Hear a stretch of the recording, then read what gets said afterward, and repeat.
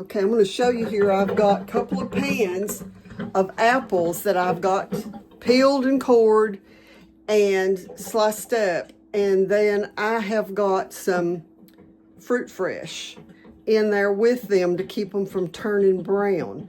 Now the next thing that I'm going to do is make a light syrup. And I'll post at the end of the video, I'll put a picture of a syrup recipe, and I'm just using a very light syrup, very low sugar. You know, if you want it sweeter, you can add more, because the way I'm doing this apples, I may use these apples for frying, or I may use them for apple pie, or several things. So I do mine this way with a light syrup, so that, you know, if I want to make an apple pie, then I can add more sugar whenever I get ready to do that. So let me show you the process. I just want to show you something. I want you to watch this.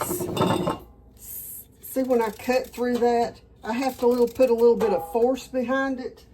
Now this one, you can see I can probably just, I mean, it's like just cut, almost like cutting butter. You do not want to use an apple that's that soft for the process that I'm doing right now, so I'm separating them. I think you can hear this. Can you hear that? Now watch this one. You won't hear anything. Barely.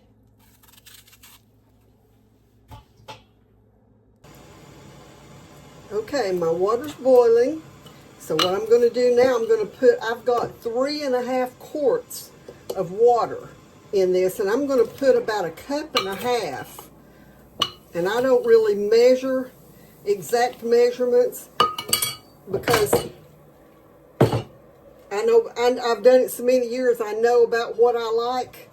But like I said, I will put the diagram for how much sugar you can add. Okay, so I'm going to get this back to boiling, and then I'm going to add the apples into this syrup and let them cook for about 5 minutes, and then they're going into the jars. In the meantime, I'm going to get my steam canner heated back up. I had it on earlier so that I could check the elevation on it, and so my water is beginning to boil, so I'm just going to start adding these to it.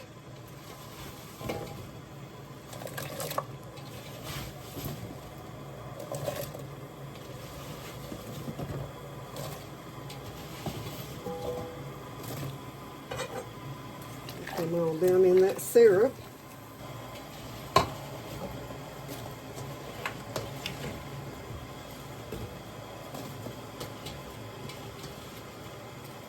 I got to tell y'all, with this tear in my shoulder, I could not peel the apples today like I normally would have. I mean, it was wearing my shoulder out. I've had this before, so anyway, it was hard. Normally I could peel and core 2 bushels of apples in one morning, and today I was doing good to get about 1/4 bushel canned, or not canned, but peeled and cored.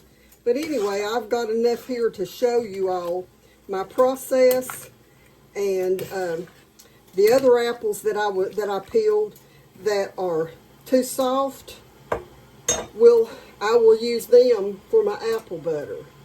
So we'll let this boil for 5 minutes. It's not boiling right now, so I need to wait till it starts boiling again, and then I'll bring you back.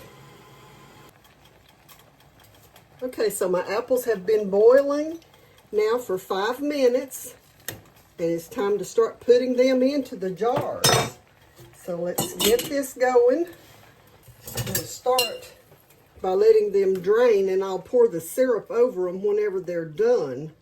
So I want to make sure I get a good amount of apples down in the jars instead of just syrup. So I'm going to do that.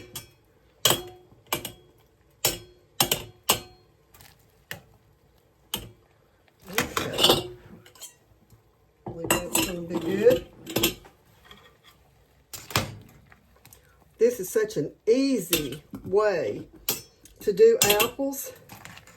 And when I get done, if I want an apple pie, all I have to do is just pour a jar of this into a pot, add me some, mix up some sugar and flour to add to it. And then I mix the flour and sugar together, because if you don't, the flour will, make it lumpy. And so you can do that and then, heat it up, and the flour will thicken. And then just pour it into your pie shell and bake your pie. Or, make your homemade pie shell and make your pie. So easy, and much easier than dealing with clear gel and stuff like that. I've done some with clear gel in the past, but I started doing this years ago, and it's just so much easier. The other thing is, if I want, say for instance, if I get up one morning and I want fried apples for breakfast, these are already cooked. All I have to do is just put them in the skillet and fry them just a little bit, and they're going to be just fine. So that's another way to use these, and it gives you a little bit of alternatives, all I can say. Okay, so I've got all of my apples debubbled, and I wanted to show you something. You'll notice here, these don't have any apples in them. Well, that's something that I learned a long time ago. I don't waste much of anything. And so whenever I'm doing peaches, or if I'm doing apples or something, that syrup takes on the flavor of the fruit that's in it. And so I keep that. I go ahead and process it, put it on the shelf, because it makes a delicious fruit flavored tea.